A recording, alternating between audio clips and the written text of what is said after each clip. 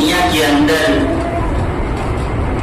کسی بھی انسان کے اندر یا کسی سیارے کے اندر یا کسی مخلوق کے اندر جتنی خوبیاں ہیں اور جتنی خصوصیات ہیں، جتنے کمالات اور اوصاف ہیں، وہ اللہ رب العالمین کی عطا کردہ ہے۔ مثلاً انسان، اس کے اندر بڑی بڑی خوبیاں اللہ نے رکھی ہیں۔ یہ بولتا ہے، اس کے اندر قوت گویائی ہے۔ یہ سنتا ہے، اس کے اندر قوت سماعت ہے۔ یہ دیکھتا ہے، اس کے اندر قوت بصارت ہے۔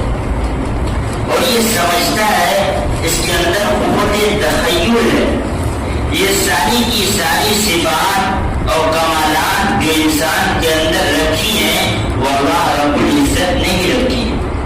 یہ انسان کا ذاتی کمال نہیں ہے، بلکہ اللہ رب العالمین کا عطا کیا ہوا تحفہ ہے انسان کے لیے۔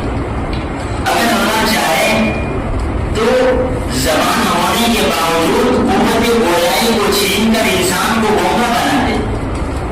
اگر اللہ چاہے تو کان ہونے کے باوجود قوت سماعت کو چھین کر انسان کو اللہ بہرا بنا دے۔ اگر اللہ چاہے تو قوت بصارت کو چھین کر انسان کو اللہ اندھا بنا دے۔ اگر اللہ چاہے تو قوت تخیل کو چھین کر، عقل کو چھین کر انسان کو اللہ پاگل، دیوانہ اور مجنون بنا دے۔ تو انسان کے اندر یہ جتنی بھی خوبیاں ہیں، جتنے کمالات ہیں، جتنے اوصاف ہیں، وہ انسان کا ذاتی نہیں ہے۔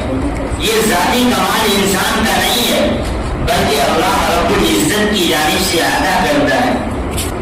اس لیے ہم سب کو چاہیے کہ وہ ذات جس کی جلوہ آرائیاں پوری دنیا میں ہے، ہر جہاں جانب ہے، ہم سب کو چاہیے کہ ہم اس کے گرویدہ بنیں، ہم اس کے عاشق بنیں، ہم اس کے پرستار بنیں، ہم اس کی عبادت کریں، ہم اس کی پوجا کریں۔